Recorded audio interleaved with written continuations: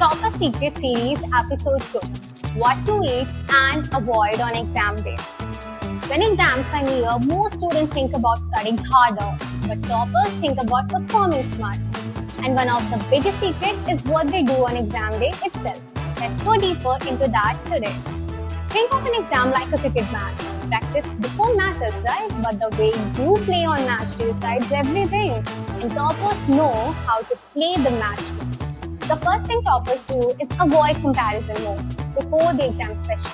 You know that moment outside the hall where everyone discussing, did you study this, did you study that? Toppers don't engage in that. Why? Because last minute discussion only creates panic, right? One topper I spoke with told me he used to literally put on headphones and ignore all the chatter outside. He said, I don't want their panic to enter my brain. That's a small but a powerful lesson. Another thing toppers do is they arrive early. They don't rush last minute teaching the exam while early reduces stress. You're not sweating or panicking about being late. You settle down, breathe, and prepare yourself mentally. One student I know used to call it his silent 15 minutes. He would sit quietly in the seat before the bell, close his eyes, and just breathe. That calm energy carried into his writing.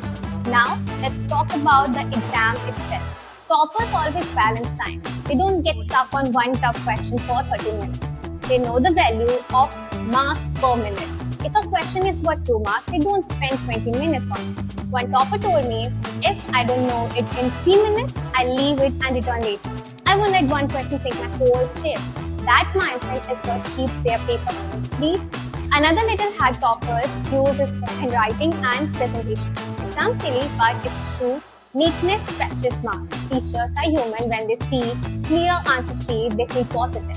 I know a student who always left one line gap between answers, underlined keywords, and wrote diagrams neatly. Did he know more than others? Not always, but he scored better because his paper looked professional. Finally, toppers know how to end strong. They don't give up if they can't complete everything perfectly. They at least attempt a question. Even half an answer is better than leaving blank. They write something, underline points, show effort.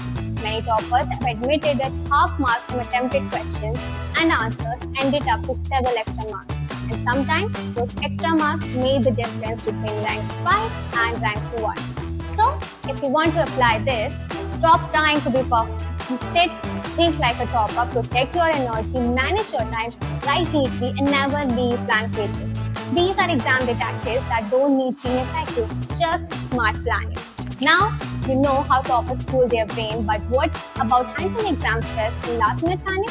That's coming in episode 3. Make sure you have subscribed.